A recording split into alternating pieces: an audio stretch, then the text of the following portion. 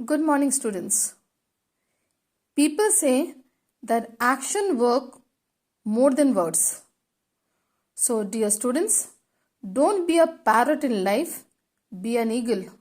A parrot talks too much and can't fly high, but an eagle is silent and has the willpower to touch the sky.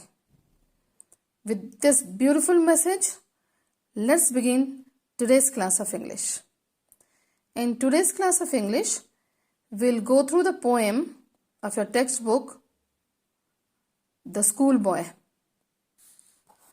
So, in this poem, we'll know about the desires and complaints of a small child.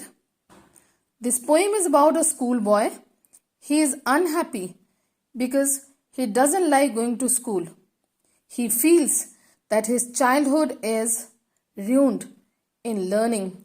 He compares himself to a bird that lives in a cage and a plant that withers when it blossoms. In the end, the poet sends a message to parents that they should not put the burden of studies on students. They should allow them to experience joy and let them live happily. In the first stanza of the poem, the poet says that the boy loves to wake up early in the morning when birds sing on the trees. He likes the sound of the distant huntsman when he blows his horn. He enjoys the company of a small brown bird that sings with him. The poet further states that the boy doesn't like going to school in the summer morning. It takes away all the joy and happiness of him. The teacher keeps a close eye on students and they have to spend the entire day in sadness and distress. In the third stanza, the poet elaborates that sometimes the boy sits for long hours with his head hanging down. He neither enjoys reading his books nor does he like to sit for learning. He gets bored with a lecture of the teacher. The poet compares himself with a bird and school with a cage. As the bird cannot sing in the cage, he cannot enjoy his childhood in the school. The poet says that children are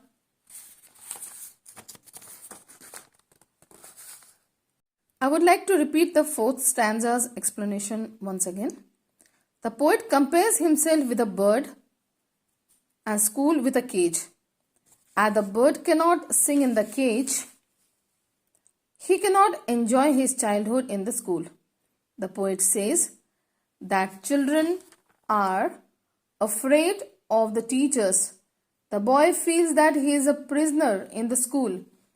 As a caged bird lets his wing down and forgets to share the joy of spring, similarly, the boy also forgets to enjoy his young days. In the last stanza, the poet appeals to parents not to harass their children. School-going kids are very sensitive and dedicated like birds and flowers.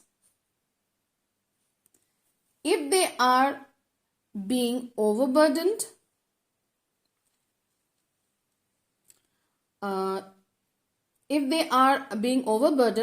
they will grow unhappily and fall similar to the flowers.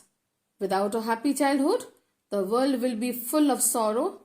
The summer will not arise in joy and plants will no longer bear fruits. So this was the explanation of the poem, dear children.